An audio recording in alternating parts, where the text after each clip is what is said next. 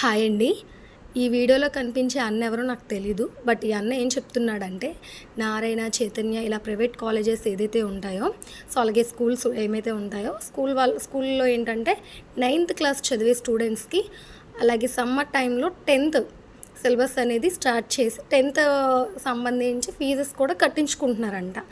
అలా parents మాట్లాడారంట. So ఈ అన్న ఏమంటున్నాడంటే, సో అలా ఎందుకు మీరు చేస్తారు, అలా ఎవరు మీకు రైట్ ఇచ్చారు, మీ ఎంఈఓ గారితో మాట్లాడాము, సో దీని మీద మేము చర్యలు తీసుకుంటామని చెప్తున్నారు. అన్న, నువ్వు చర్యలు తీసుకోవాల్సింది ప్రైవేట్ కాలేజెస్ మీద, ప్రైవేట్ స్కూల్స్ మీద కాదన్న, గవర్నమెంట్ మీద. గవర్నమెంట్ స్కూల్స్, గవర్నమెంట్ కాలేజెస్ కరెక్ట్గా వర్క్ చేసి కరెక్ట్గా మంచి ఎడ్యుకేషన్ ప్రొవైడ్ చేస్తే ఎందుకన్నా ఎవరైనా సరే డబ్బులు కట్టి మరి ప్రైవేట్ కాలేజెస్లో జాయిన్ చేస్తారు. అంత అవసరం ఎవరికి ఉంది? సో అక్కడ క్వాలిటీ ఆఫ్ ఎడ్యుకేషన్ లేదు కాబట్టే ఇక్కడ మనీ కట్టి మరీ జాయిన్ చేస్తున్నారు స్టూడెంట్స్ని. సో ఫస్ట్ నువ్వు వెళ్ళి గవర్నమెంట్